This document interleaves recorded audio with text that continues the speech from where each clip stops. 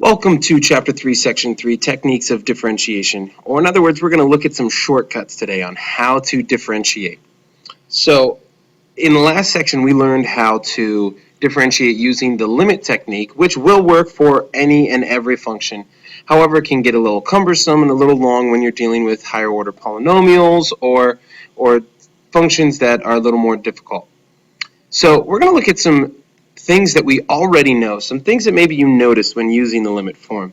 For instance, when taking the derivative of a constant, so say c is just some constant, say it's a number like 5, and we want to take the derivative with respect to x, well, this is asking how much is this function changing with respect to x? Well, if it's a constant, it's not changing at all, so therefore its rate of change is 0.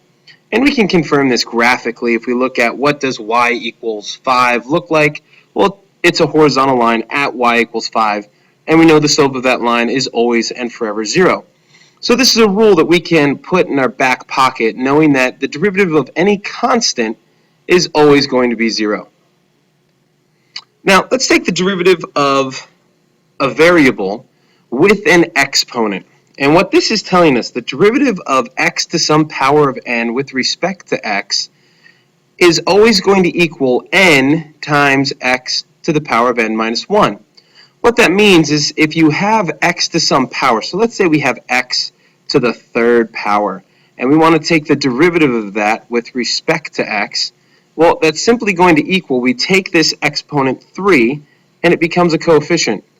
And then we decrease that exponent by 1, so 3 minus 1 is 2. So the derivative of x cubed is simply 3x squared. So instead of having to expand the binomial x plus h to the third power and doing the limit, subtracting f of x and dividing by h and the limit as h approaches 0, we can just jump right to x cubed, the derivative of that is 3x squared. So something like x to the 7th, the derivative with respect to x, is simply 7x to the 6th. So those derivatives can be done very quickly and very easily.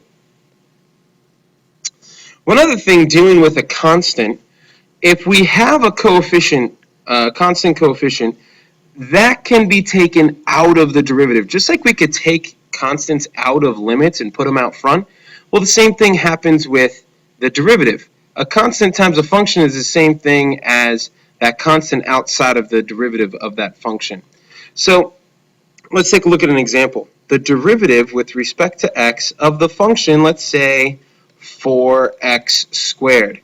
Well, that's the same thing as saying 4 times the derivative of x squared with respect to x. And we just learned with our power rule back there that this is just going to be 4 times 2 times x to the first power. And we don't have to write it because x to the first we can just leave as x. So this simplifies to 8x. So the derivative of 4x squared is simply 8x.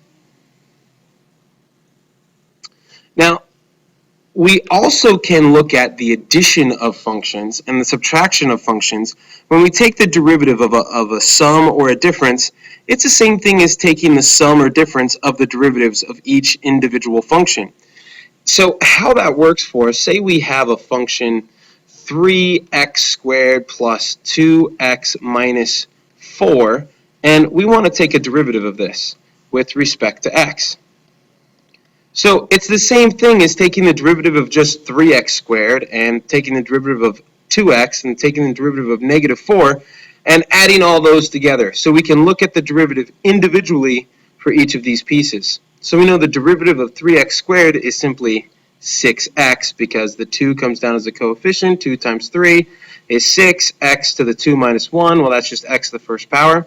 And then plus 2. Now, what happened to our x here? Well, we have an exponent of 1. That becomes a coefficient. 2 times 1 is just 2.